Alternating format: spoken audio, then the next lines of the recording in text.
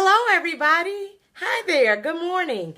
It is your girl, Courtney N. Brookins, mother, poet, and author, and business owner of One Sun, Three Flowers, and the author and poet of Flowering Yourself. I am coming to you with excitement.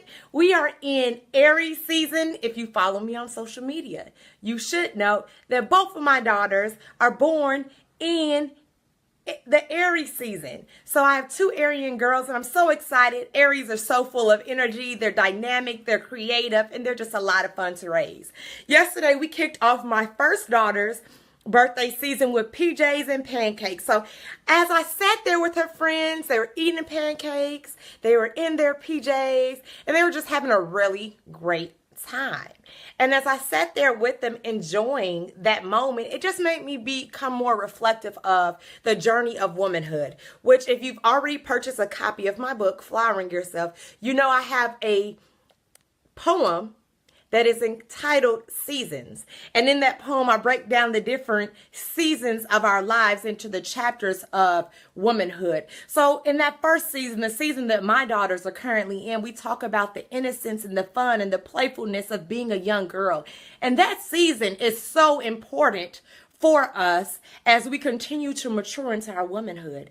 And honestly, as a woman now, I am so excited to be able to draw on that energy and to bring that playfulness and that excitement and that fun and that love into where I am as a woman, right? Because everything can't always just be so serious and so let me make these goals and let me sit here and do the mommy thing and do the woman thing and never have time to just enjoy life. So I am so thankful for all you girls out there, my daughters, their friends, my students, my nieces, all my godchildren, all the different girls, the different children who remind me of the importance of being a young girl, finding that inner young girl within me and taking her with me into my womanhood. Because as we mature, we need not let go of that piece of woman, that piece of our journey that helped mold us into the next level.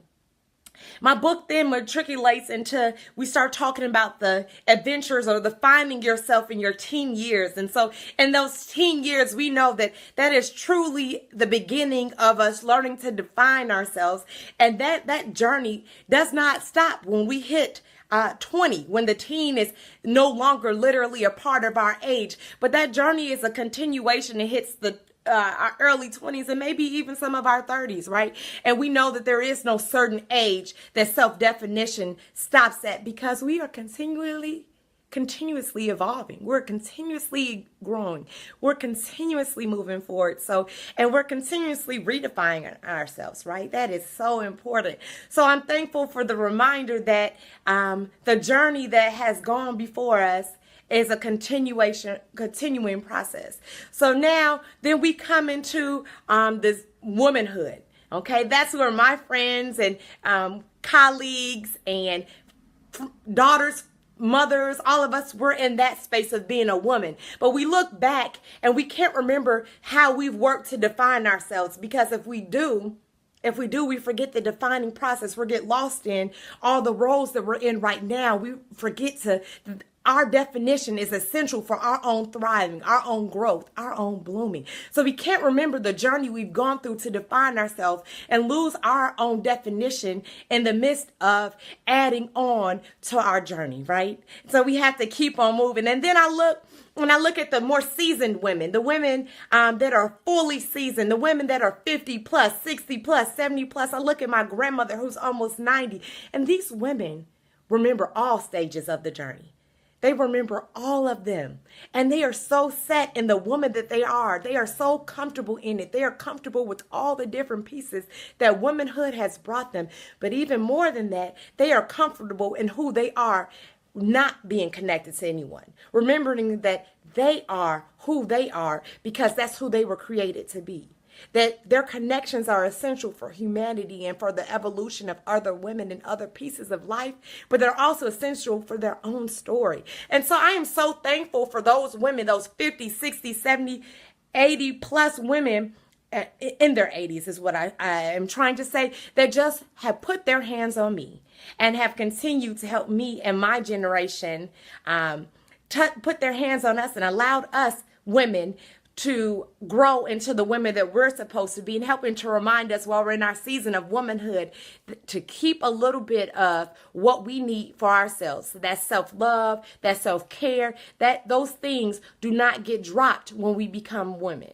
Okay, so we all as women, we all talk about how we can learn from each other. And it's so true. We can look at the seasoned women and we learn to remember to keep stuff for ourselves. We look at the young children and remember to keep that playfulness and that innocence. We look at the teenagers and the women in their early 20s and we remember early and mid 20s, and we remember that the whole point of learning to define ourselves was to remember to keep our own definition and to keep that and to keep ourselves in our own special places. So we continue to grow and we continue to evolve and we continue to keep our community at large together. And our unity is essential, ladies. I talk to my students about this all the time. I teach teenagers. It's really important for our growth that we connect to each other in positive ways, respectful ways, loving ways. We're not in competition with one another. We're not enemies of one another. We're learning how to foster healthy relationships with each other because it is essential for the growth of our community.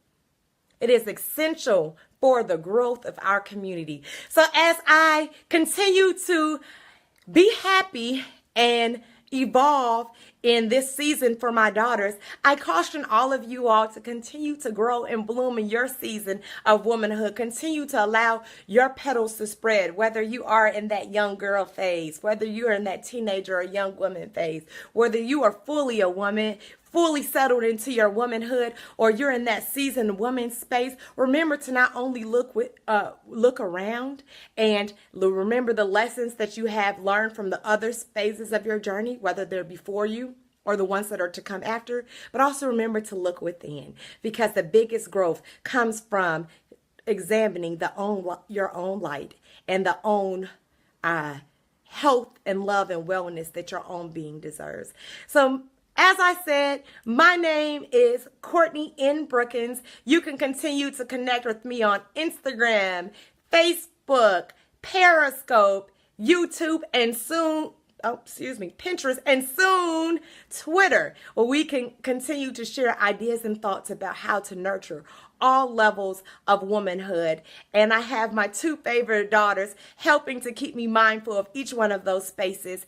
We look forward to growing, evolving, and most of all, blooming with you all. Have a wonderful day.